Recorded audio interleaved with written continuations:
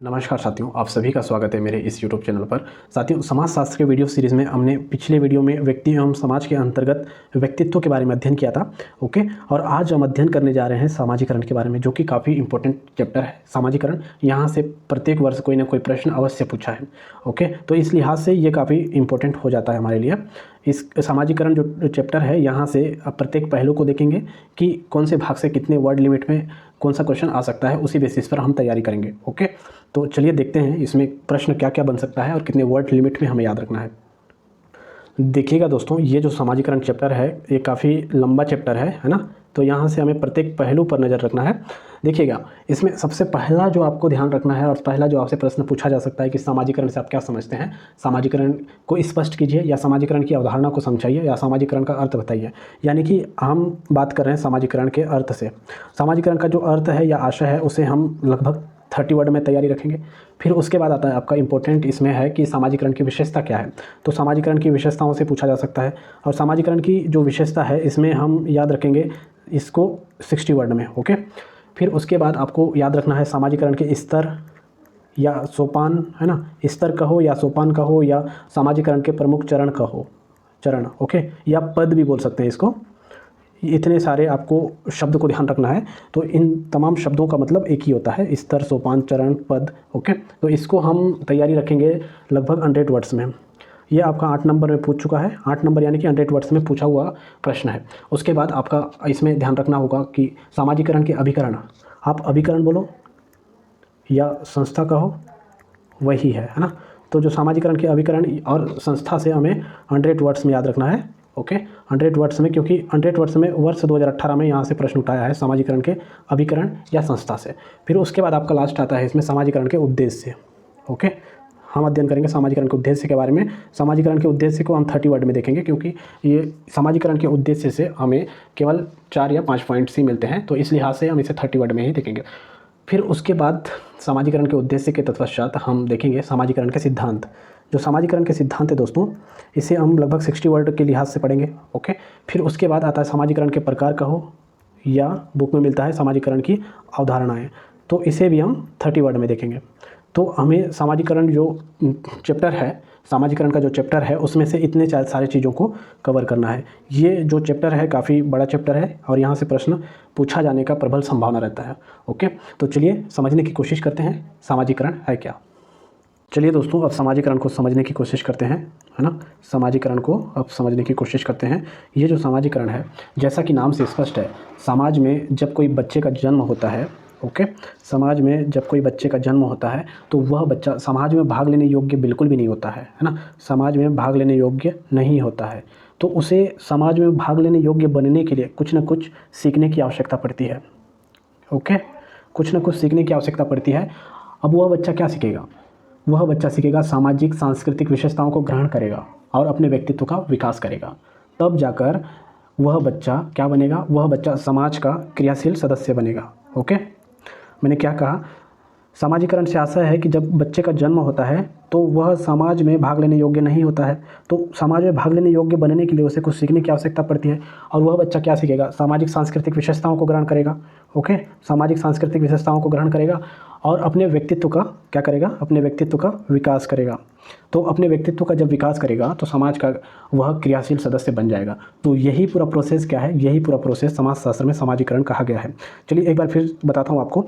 सामाजिकरण से आशय है कि जब बच्चे का जन्म होता है तो वह बच्चा समाज में भाग लेने योग्य नहीं होता है। ओके, क्योंकि उसे कुछ सीखना पड़ता है। जब तक सामाजिक सांस्कृतिक विशेषताओं को ग्रहण नहीं करेगा तो समाज में कैसे भाग ले सकता है? तो उस बच्चे को सीखना पड़ेगा। ओके, और उस बच्चे को क्या सीखना पड़ेगा? उस बच्चे को सामाजिक सांस्कृतिक विशेषताओं को सीखना पड़ेगा, तब जाके उसके व्यक्तित्व का क्या होगा? विकास होगा। तो उसके व्यक्तित्व का जब विकास होगा तो वह समाज में क्या बनेगा? समाज में क्रियाशील सदस्य बनेगा। समाज का सदस्य नहीं बल्कि समाज का क्रियाशील सदस्य बनेगा। यानी कि क्रियाशील से आशय है कि समाज के प्रत्येक गतिविधियों में भाग लेगा और समाज में जो गतिविधियाँ हो रही है उससे उसे बिल्कुल भी प्रभाव पड़ेगा। तो क्रियाशील सदस्य का कहने का आशय यह है। ओके, तो उम्मीद कर रहा हूँ दोस्तों आपको समझ आया होगा। चलिए सामाजिकरण को हम पढ़ने की कोशिश करते हैं, उसके बाद हम फिर अपने आंसर के हिसाब से 30 वर्ड में की पॉइंट निकालेंगे। ओके, चलिए दोस्तों सामाजिकरण को पढ़ते हैं ना। देखिएगा, इसमें सामाजिकरण सीखने की एक प्रक्रिया है जिसके द्वारा व्यक्ति सामाजिक सांस्कृतिक विशेषताओं को ग्रहण करता है अपने व्यक्तित्व का विकास करता है, ओके, और समाज का क्रियाशील सदस्य बनता है। यहाँ तक क्लियर। सामाजिकरण सीखने की वह प्रक्रिया है जो व्यक्ति को सामाजिक भूमिकाओं का निर्वाह करने के योग्य बनाती है, ओके। तो ये जो जितना भी पॉइंट्स हैं, आपको पूरे पॉइंट्स को उठाना है। ये आपका 30 वर्ड कवर करेगा और इसमें सारे पॉइंट्स जो हैं, सारे पॉइंट्स आपके काम के हैं, किसी भी पॉइंट्स को इसमें हटाने की ज़रूरत नहीं है, ओके। मान लो आपके पास 30 वर्ड में आपको लिखना है, तो आपके पास 4 लाइन है, तो 4 लाइन में आप कौन कौन से इसमें की पॉइंट को लिखेंगे। देखिएगा, सामाजिकरण एक सीखने की प्रक्रिया है, ये वाला की पॉइंट को अंडरलाइन कीजिएगा। उसके बाद जिसके द्वारा व्यक्ति समाज की सामाजिक एवं सांस्कृतिक विशेषताओं को ग्रहण करता है, ये वाला लाइन को अंडरलाइन कीजिएगा। इतना आपका एक लाइन में आ जाएगा, ओके। अपने व्यक्तित्व का विकास करता है और समाज का क्रियाशील सदस्य बनता है, यहाँ तक आपका 2 लाइन में आ जाएगा। और लास्ट में आपका जो तीसरा लाइन है, उसमें आप इसे लिख दीजिएगा, सामाजिकरण सीखने की वह प्रक्रिया है। आपको सीखने की वह प्रक्रिया इसको लिखने की ज़रूरत नहीं है, क्योंकि आप ऊपर में लिख चुके हैं। तो इसमें आप ये लिख सकते हैं कि सामाजिकरण से व्यक्ति को सामाजिक भूमिकाओं का निर्वाह करने के सामाजिकरण के द्वारा व्यक्ति को सामाजिक भूमिकाओं का निर्वाह करने के योग्य बनाती है। ऐसा आप लिख सकते हैं इस लाइन को भी, ये 3rd लाइन में। उसके बाद आप इसमें जो 4th लाइन है, इसमें आप विशेषताओं से भर सकते हैं। विशेषताओं से देखिएगा, इसमें सीखने की प्रक्रिया है, आप पहले लिख चुके हैं, आप इसे मत लिखिएगा। आप इसको उठा सकते हैं, आजन्म प्रक्रिया है, सामाजिकरण आजन्म प्रक्रिया है। और इसमें इसको लिख सकते हैं, ये वाला लाइन को, सामाजिकरण जो है आजन्म प्रक्रिया है एवं सामाजिकरण के द्वारा सांस्कृतिक स्थानांतरण होता है ना, ऐसा लिख सकते हैं। तो दोस्तों, इस तरीके से आपका 30 वर्ड में जो सामाजिकरण के संबंध में जो क्वेश्चन पूछेगा, 30 वर्ड में आपका तैयार हो जाता है, ओके। तो हमें इससे ज़्यादा जानने की ज़रूरत नहीं है। और सामाजिकरण क्या है, किसे कहते हैं, उम्मीद कर रहा हूँ कि आपको स्पष्ट हुआ होगा। जब हम विशेषताओं को देखेंगे तो और भी आपका स्पष्ट होगा। देखिएगा, अब हम नेक्स्ट देखते हैं सामाजिकरण की विशेषताएँ, ओके। देखिएगा, सबसे पहला जो इसमें दिया हुआ है, सीखने की प्रक्रिया। दोस्तों, हम जानते हैं कि सामाजिकरण जो है सीखने की प्रक्रिया है, लेकिन आपको ध्यान रखने वाली बात यह है कि सामाजिकरण सभी तरह की बातें सीखना सामाजिकरण नहीं है। उन व्यवहारों, प्रतिमानों, मूल्यों को सीखना जो समाज द्वारा मान्य है, ओके। सभी तरह की बातों को सीखना सामाजिकरण नहीं है। जैसे कि कुछ नकारात्मक बातें हैं, ओके, कुछ नकारात्मक बातें हैं, जैसे कि चोरी करना, कक्षा से भाग जाना, ओके, किसी को गाली देना, तो ये सब सामाजिकरण का हिस्सा नहीं है, ओके। इससे समाज में जो व्यक्ति है वो क्रियाशील, कभी भी समाज का क्रियाशील सदस्य नहीं बन सकता। तो नकारात्मक चीज़ों को ना सीख के सकारात्मक चीज़ों को सीखना सामाजिकरण का ही हिस्सा है। तो सामाजिकरण क्या है, सामाजिकरण सीखने की प्रक्रिया है। उसके बाद आपको दूसरा आपका जो विशेषता है उसे याद रखना है, आजन्म प्रक्रिया। दोस्तों, इसका आशय है कि जन्म से लेके मृत्यु तक चलने वाली प्रक्रिया है क्या, सामाजिकरण, ओके। चलिए, अब नेक्स्ट विशेषता है समय व स्थान सापेक्ष। दोस्तों, ये जो समय व स्थान सापेक्ष से आशा है कि दो भिन्न या दो अलग अलग कालखंड में आप ऐसे याद रखिएगा, 2 अलग अलग कालखंड में जब सामाजिकरण प्रक्रिया होती है तो व्यवहार जो है वो परिवर्तन होता है, एक जैसा नहीं रहता है। इसका आशय यह है, जैसे कि मैं आपको अगर उदाहरण बताऊं कि प्राचीन भारत में क्या होता था। प्राचीन भारत में स्त्रियों को घूंघट हुआ, जो उनका जो पर्दा रखना रहता था, पर्दा प्रथा जो था, उनको सिखाया जाता था। किंतु वर्तमान समय में ये सब व्यवहार जो है समाज में अपेक्षित नहीं है। तो इस तरीके से जो चीज़ प्राचीन समय में था वो वर्तमान समय में अपेक्षित नहीं है। तो वही है, 2 भिन्न कालखंड में जो व्यवहार है वो एक जैसा नहीं रहता है सामाजिकरण के अंतर्गत, ओके। फिर हम नेक्स्ट लाइन देख पा रहे हैं दोस्तों, संस्कृति को आत्मसात करने की प्रक्रिया। जो व्यक्ति है वो सांस्कृतिक मूल्यों, मानकों, है ना, जो समाज द्वारा स्वीकृत व्यवहार है उनको सीखता है, ओके। तो संस्कृति के जो मैंने आपको बताया है भौतिक एवं अभौतिक तत्व जो हैं, जो संस्कृति के भौतिक और अभौतिक तत्व हैं उनको क्या करता है, उनको आत्मसात करता है। तो धीरे धीरे संस्कृति जो है व्यक्ति के व्यक्तित्व का अंग बन जाती है। तो उसी चीज़ को इसमें कहा गया है कि संस्कृति को आत्मसात करने की प्रक्रिया है। फिर आपका आता है इसमें नेक्स्ट, आत्म का विकास। इसमें आत्म का विकास कहने से आशय है दोस्तों कि ये जो है इसमें व्यक्ति में अपने प्रति जागरूकता आती है और वह यह जानने लगता है कि दूसरे व्यक्ति जो हैं उसके बारे में क्या सोचते हैं, ओके। फिर हम नेक्स्ट बात करते हैं सांस्कृतिक हस्तांतरण के बारे में। देखिएगा, ये जो एक पीढ़ी है, एक पीढ़ी से दूसरी पीढ़ी अगर सांस्कृतिक हस्तांतरण होता है तो उसके पीछे कारण है आपका सामाजिकरण।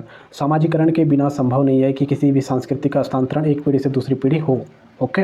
तो सामाजिकरण की विशेषताओं में से एक है सांस्कृतिक हस्तांतरण। उम्मीद कर रहा हूँ आपको सारे पॉइंट्स क्लियर हुए होंगे। यदि मान लो आपसे 30 वर्ड में पूछता है, विशेषताओं से 30 वर्ड में पूछता है, तो 4 लाइनें आपके पास और यहाँ पे 6 पॉइंट्स हैं, आप इन्हें लिख देंगे तो सफिशिएंट है ना। अगर मान लो आपसे इन्हीं पॉइंट्स को कितने वर्ड्स में पूछेगा, 60 वर्ड में पूछेगा, तो 60 वर्ड में पूछेगा तो प्रत्येक लाइन में आपको क्या करना पड़ेगा। मान लो इसमें 6 या 7 लाइन है, तो प्रत्येक लाइन में आपको इनका जो पहला की पॉइंट है, जैसे सीखने की प्रक्रिया है, पहला जो है आपका सीखने की प्रक्रिया, सीखने की प्रक्रिया वो लिख के आपको डैश करके, ओके, डैश करके आपको इसको एक लाइन में क्या करना पड़ेगा, एक्सप्लेन करना पड़ेगा सीखने की प्रक्रिया। जैसे कि अगर मैं बात करूँ समाजीकरण की, पहला जो विशेषता है सीखने की प्रक्रिया, तो सीखने की प्रक्रिया मैं यह लिखूंगा, सीखने की प्रक्रिया डैश, उसके बाद मैं लिखूंगा कि सकारात्मक बातों को सीखने की प्रक्रिया है। फिर दूसरा अगर आएगा इसमें, दूसरा दिया आजन्म प्रक्रिया। अगर आजन्म प्रक्रिया से आशय है कि जो समाजीकरण है जन्म से लेकर मृत्यु तक, है ना, आजीवन चलने वाली प्रक्रिया है, ऐसा लिख सकते हैं इसको आपका सेकंड लाइन में। फिर थर्ड लाइन की अगर हम बात करें तो थर्ड लाइन में हम इसमें देखेंगे समय व स्थान सापेक्ष। तो इसके बाद हम डैश करके लिख सकते हैं समय व स्थान सापेक्ष के बाद कि दो भिन्न भिन्न कालखंड में विषय वस्तु या व्यवहार जो है भिन्न भिन्न हो सकता है, ऐसा लिख सकते हैं। ओके, फिर इसमें फोर्थ लाइन में लिख सकते हैं कि संस्कृति को आत्मसात करने की प्रक्रिया है, संस्कृति को आत्मसात करने की प्रक्रिया है। इसमें हम एक्सप्लेन कर सकते हैं कि व्यक्ति जो है संस्कृति के भौतिक और अभौतिक तत्वों को आत्मसात करता है। ओके, फिर उसके बाद इसमें पांचवा जो आपका पॉइंट है, आप इसमें दिया हुआ है कि आत्मा का विकास। तो आत्मा का विकास कहने का मतलब है कि व्यक्ति में अपने प्रति जागरूकता आती है, उस लाइन को एक्सप्लेन कर सकते हैं। फिर आपका सांस्कृतिक हस्तांतरण जो है, सांस्कृतिक हस्तांतरण से आशा है कि एक पीढ़ी से दूसरी पीढ़ी सामाजिकरण के द्वारा ही सांस्कृतिक हस्तांतरण होता है। तो आपका छठवां पॉइंट भी कंप्लीट हो जाएगा। अगर आपसे 60 वर्ड में पूछेगा तो एक्सप्लेन करते जाइएगा, 30 वर्ड में पूछेगा तो केवल पॉइंट को दर्शा दीजिएगा। ओके, और इसमें एक विशेषता और ऐड कर सकते हैं दोस्तों, जो समाजीकरण है समाज का क्या है, जो समाजीकरण है समाज का प्रकार्यात्मक सदस्य बनने की प्रक्रिया है। प्रकार्यात्मक, है ना, इसकी पॉइंट को याद रखिएगा, प्रकार्यात्मक सदस्य बनने की प्रक्रिया है। इसका आशय है कि व्यक्ति जो है सामाजिक कार्यों में भाग लेने योग्य बनता है। ओके, तो ये आपका 7वां पॉइंट हो जाएगा। तो इस तरीके से हमने समाजीकरण की विशेषताओं पर गौर किया। अब हम नेक्स्ट देखते हैं स्तर या सोपान या चरण, समाजीकरण के स्तर, सोपान या चरण। ओके, चलिए दोस्तों, समाजीकरण की विशेषताओं को देखने के तत्पश्चात हम आते हैं समाजीकरण के स्तर या सोपान, या इसे आप कह सकते हैं चरण, है ना। तो स्तर या सोपान, इसे आप कह सकते हैं चरण। ये जो चरण है आपके समाजशास्त्र में 6 चरण मिलते हैं, 6 चरण। और आपको इसमें याद ये रखना है कि ये 60 वर्ड से ऊपर नहीं बनेगा। आपका पूछ सकता है 30 वर्ड में, तो 30 वर्ड में अगर पूछेगा तो केवल पॉइंट लिखना है।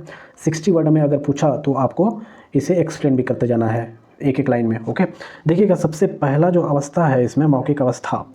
दोस्तों, ये जो मौखिक अवस्था है, मौखिक अवस्था से आशय है कि सामान्यतः जो जन्म से लेकर, है ना, सामान्यतः जन्म से लेकर 1 से 1.5 वर्ष तक के जो बच्चे होते हैं, इनको मौखिक अवस्था के अंतर्गत रखा जाता है। इसमें क्या होता है, इसमें जो बच्चा है वो अपना सुख दुख मुंह के माध्यम से, ओके, माउथ के माध्यम से, मुंह के आभाव से प्रकट करता है। तो इस वजह से इसे क्या कहा गया है, मौखिक अवस्था। यानी कि बच्चे का जो आपका प्रारंभिक अवस्था है, सबसे प्राथमिक अवस्था है, वो क्या है, वो मौखिक अवस्था है। फिर उसके बाद आता है आपका शौच अवस्था।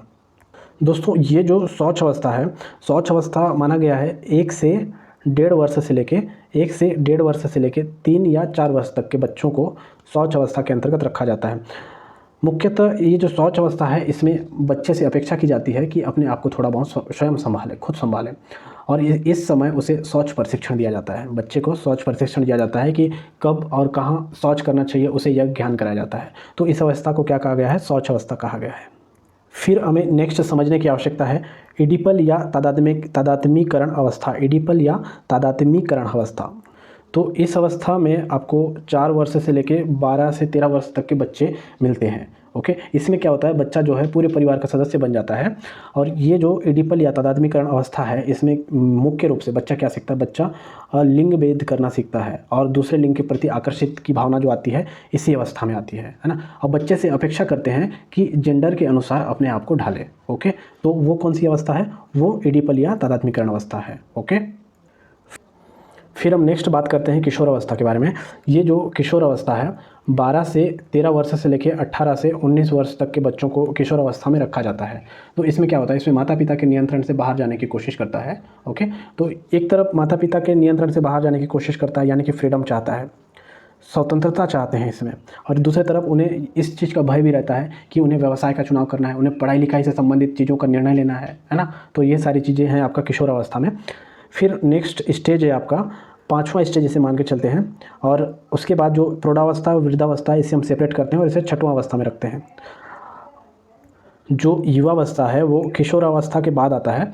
और युवावस्था में, इस अवस्था में जो परिस्थिति होते हैं, जो स्टेटस होते हैं, है ना, हमने स्टेटस पढ़ा है क्या है, जो परिस्थिति होते हैं तो उसी के अनुरूप भूमिका का निर्वहन करने की कोशिश करते हैं और संघर्ष के सामना भी करना पड़ता है इस अवस्था में, युवावस्था में। उसके बाद जो आपका अंतिम अवस्था है, जो समाजीकरण का जो अंतिम अवस्था है, वो है प्रौढ़ावस्था व वृद्धावस्था। ओके, तो दोस्तों इस तरीके से हमने 6 अवस्था देखा है।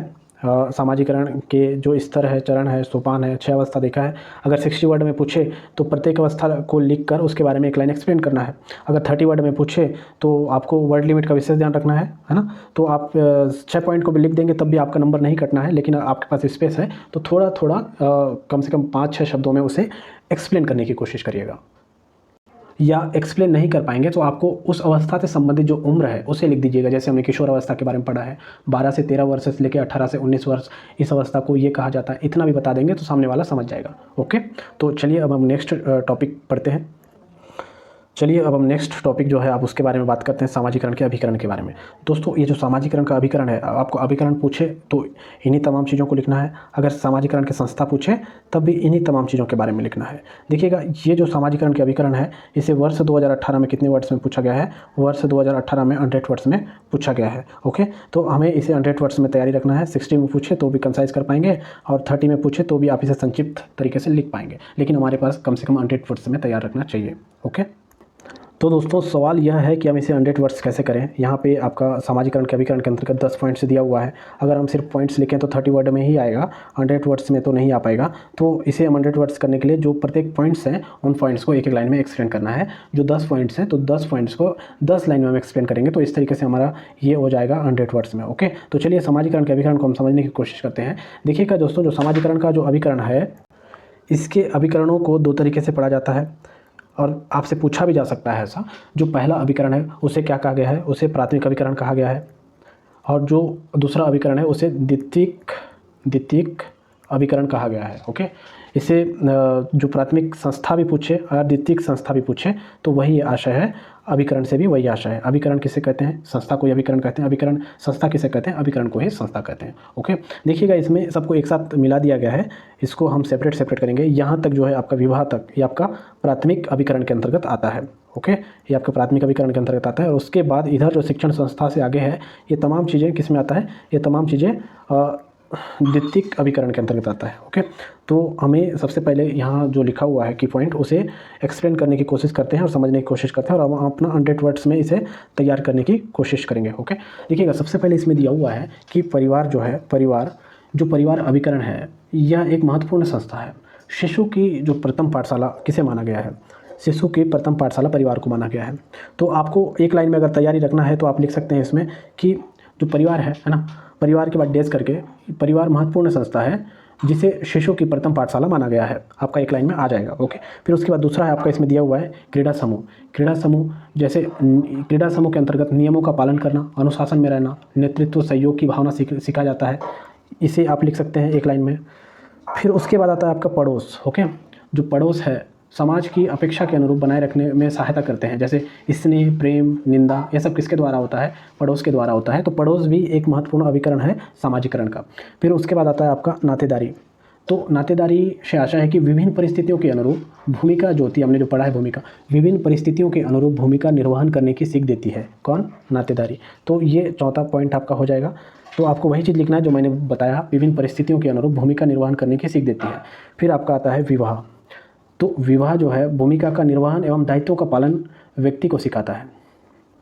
ओके, तो इस तरीके से हमने 5 पॉइंट्स देखे प्राथमिक अभिकरण के अंतर्गत: परिवार, क्रीड़ा समूह, पड़ोस, नातेदारी, विवाह। ओके, प्राथमिक संस्थाओं के तत्पश्चात हम द्वितीयक संस्थाओं के बारे में अध्ययन करते हैं। इसमें सबसे पहला जो दिया हुआ है शिक्षण संस्थाएं।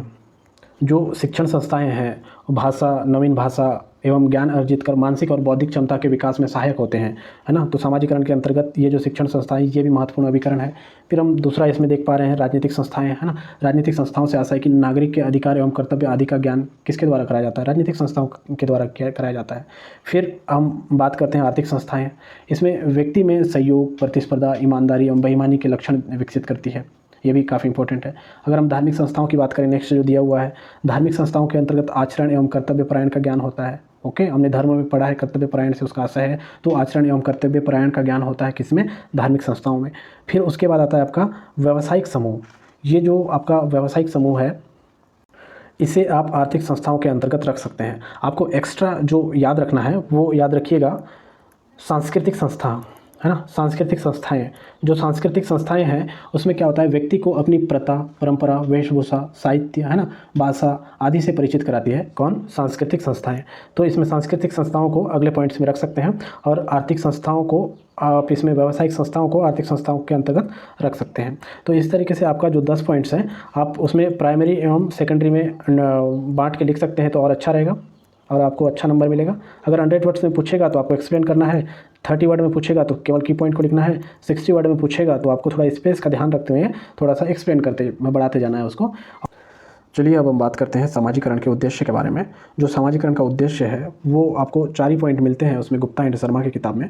आप एक्स्ट्रा 1-2 पॉइंट ऐड कर सकते हैं, वो मैं आपको बताऊंगा, है ना। तो आपसे 30 वर्ड से ऊपर नहीं पूछेगा क्योंकि इसके बारे में कंटेंट नहीं मिलता है हमें। देखिएगा, सबसे पहला जो है आधारभूत नियमबद्धता का विकास होता है। किससे? सामाजिकरण से। सामाजिकरण से आधारभूत नियमबद्धता का विकास होता है। सामाजिकरण के द्वारा व्यक्ति में नियमबद्धता और अनुशासन लाया जाता है। ओके, तो वही वाला पॉइंट को इसमें कहा गया है, आधारभूत नियमबद्धता का विकास होता है। फिर इसमें दूसरा जो दिया हुआ है, आकांक्षाओं की पूर्ति होती है। किसके द्वारा? सामाजिकरण के द्वारा। तो सामाजिकरण के द्वारा मनुष्य की आकांक्षाओं की पूर्ति होती है। ओके, यही चीज़ इसमें कहा गया है। फिर उसके बाद सामाजिक भूमिकाओं को निभाने की सीख। जो सामाजिकरण है सामाजिक भूमिकाओं को निभाने की सीख प्रदान करता है ना, सामाजिक भूमिकाओं को निभाने की योग्यता को बढ़ाती है, ऐसा भी कह सकते हैं। फिर आता है आपका क्षमताओं का विकास।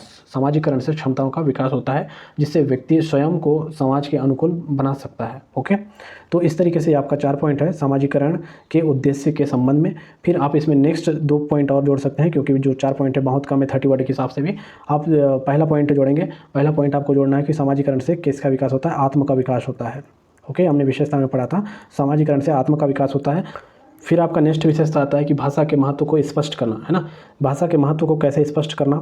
देखिएगा, जो सामाजिकरण होता है, सामाजिकरण जो होता है वो भाषा के माध्यम से ही समाज में संपर्क स्थापित होता है ना। तो भाषा के महत्व को स्पष्ट करना किसका उद्देश्य है? सामाजिकरण का उद्देश्य। तो इस तरीके से आपका 6 पॉइंट हो रहे हैं। ओके, तो ये मेरे ख्याल से 30 वर्ड में पूछेगा तो पर्याप्त है, और जो पॉइंट है आपके पास उन्हीं पॉइंट्स को लिखना है।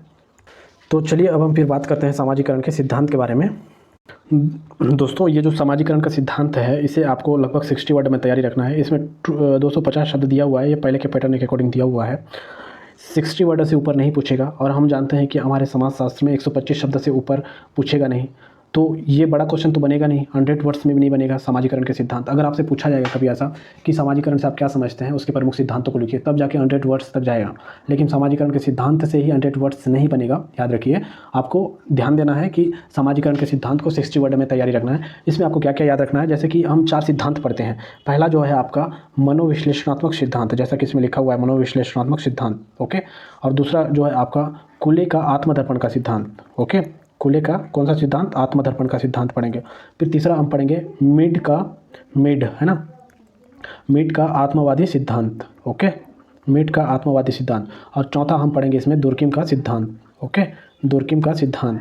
देखिएगा, ये जो 4 सिद्धांत है आपको 60 वर्ड में तैयारी रखना है। तो आपको सिर्फ ये चीज़ याद रखना है कि ये जो सिद्धांत है, इस सिद्धांत के प्रतिपादक कौन है, और इस सिद्धांत में किस चीज़ को आधार माना गया है, या इस सिद्धांत में क्या चीज़ है, उसको आपको एक लाइन में ही कंप्लीट करना है। तो इस तरीके से आपका प्रतिपादन कौन है ये देखना है, और उस सिद्धांत का आधार क्या है वो देखना है। खत्म, आपका इतने में ही आपको इतने चीज़ों को आप तैयारी रखेंगे तो सब जाके आपका 60 वर्ड से ऊपर चला जाएगा। फिर भी आपको 60 वर्ड में ही कंसाइज करने की कोशिश करना है। ओके, तो चलिए सबसे पहला हम देखते हैं मनोविश्लेषणात्मक सिद्धांत।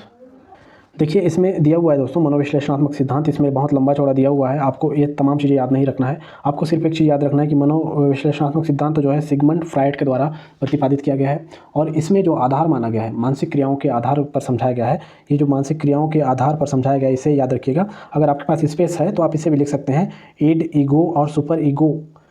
ईड क्या है? ये अवस्था है, ईड की अवस्था, ईगो की अवस्था, सुपर ईगो की अवस्था। तो इन अवस्था को पार करके ही इन अवस्थाओं से गुजरने के बाद ही क्या होता है? समाजीकरण होता है। इसी चीज़ के बारे में इसमें लिखा गया है। ओके, तो ये 3 चीज़ें हैं मनोविश्लेषणात्मक सिद्धांत के अंतर्गत। वैसे हमें ईड, ईगो और सुपर ईगो को याद रखने की आवश्यकता नहीं है। आप सिगमंड फ्रायड को याद रखिएगा, मानसिक क्रियाओं के आधार पर समझाया गया, इतना याद रखेंगे तो ये आपके लिए सफिशिएंट है। फिर हम आते हैं दूसरा, कुले का आत्मदर्पण का सिद्धांत, है ना। ये जो कुले का आत्मदर्पण का सिद्धांत है दोस्तों, इसमें काफ़ी ज़्यादा वर्ड लिमिट में दिया हुआ है, आप इसमें देख पा रहे हैं। कुले का आत्मदर्पण का सिद्धांत ही आपको इसमें दिया है 60 वर्ड के आसपास। ओके, तो हमें इसमें सिर्फ 2 या 3 चीज़ निकालना है।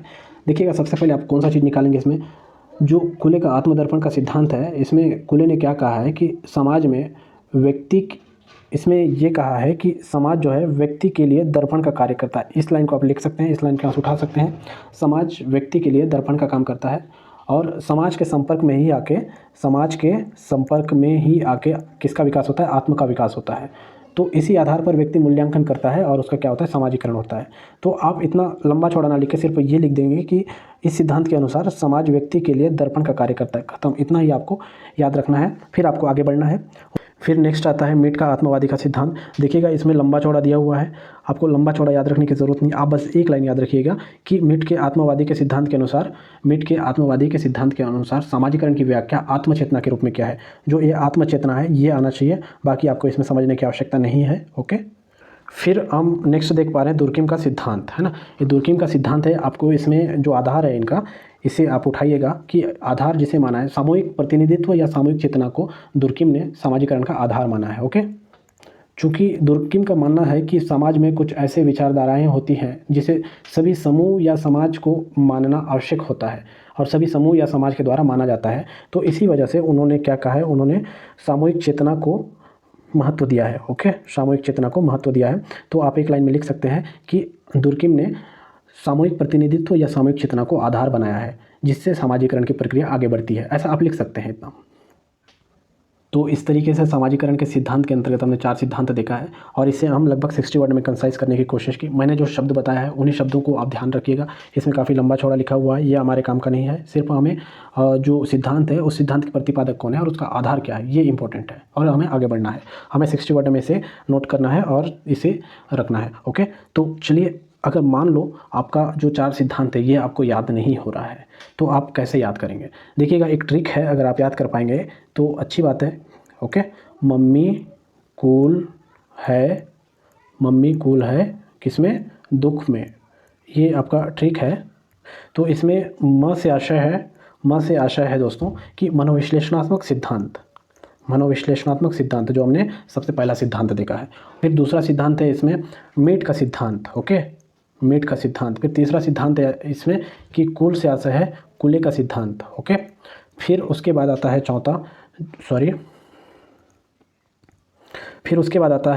चौथा इसमें जो दुख है, तो दुख से आशय है कि दुर्किम का सिद्धांत। तो इस तरीके से आप चारों सिद्धांत याद रख सकते हैं। अगर आपको 30 वर्ड में पूछा तो आपको केवल सिद्धांत लिखना है, आप बगल में डैश करके आधार भी लिख सकते हैं, प्रतिपादक भी लिख सकते हैं। ओके, तो 60 वर्ड में पूछा तो आपको उसका आधार और प्रतिपादक तो लिखना ही है। तो जितना मैंने आपको बताया वो 60 वर्ड में आ जाएगा। इसमें बहुत सारी चीज़ें दिया हुआ है, वो सब पढ़ने और समझने की आवश्यकता बिल्कुल भी नहीं है ना।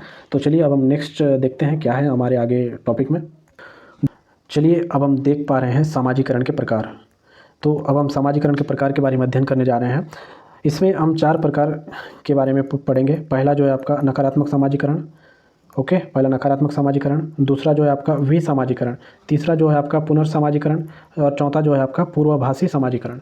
देखिएगा, ये जो नकारात्मक सामाजिकरण है, इसमें सबसे पहला जो दिया हुआ है नकारात्मक सामाजिकरण, तो इसमें समाज द्वारा जो अस्वीकृत व्यवहार होते हैं उनको सीखा जाता है। समाज द्वारा अस्वीकृत जो व्यवहार है उनको सीखा जाता है। जैसे कि अस्वीकृत व्यवहार से आशय है, जैसे मैंने आपको पहले बताया कि सामाजिकरण अच्छे चीज़ों या सकारात्मक चीज़ों को सीखने की प्रक्रिया है। उसमें जैसे कोई व्यक्ति गाली देता है या कक्षा से भाग जाता है, चोरी करता है, ये सब नकारात्मक चीज़ें हैं। तो वही चीज़ इसमें कहा गया है नकारात्मक सामाजिकरण से आशय। इसमें भी उदाहरण दिया हुआ है, चोरी करना, आज्ञा का उल्लंघन करना।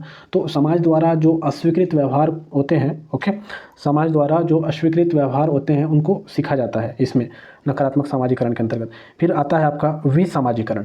तो विसामाजिकरण जो होता है पहले के जो सीखे हुए व्यवहार को भुला देना, यानी कि जो आपका नकारात्मक सामाजिकरण में जो नकारात्मक चीज़ें सीखा गया है तो उसको विसामाजिकरण में उसको भुला देना है ना। उदाहरण के तौर पे एक व्यक्ति चोरी करता है, किंतु यदि वह इसे छोड़ देता है तो वह व्यक्ति किस में शामिल हो जाएगा, वह व्यक्ति विसामाजिकरण में शामिल हो जाता है। ओके, फिर उसके बाद नेक्स्ट जो आता है आपका पुनर्सामाजिकरण। ओके, तो किसी व्यक्ति के द्वारा पहले से सीखे हुए व्यवहार को भुलाकर उसे नया व्यवहार सिखाना।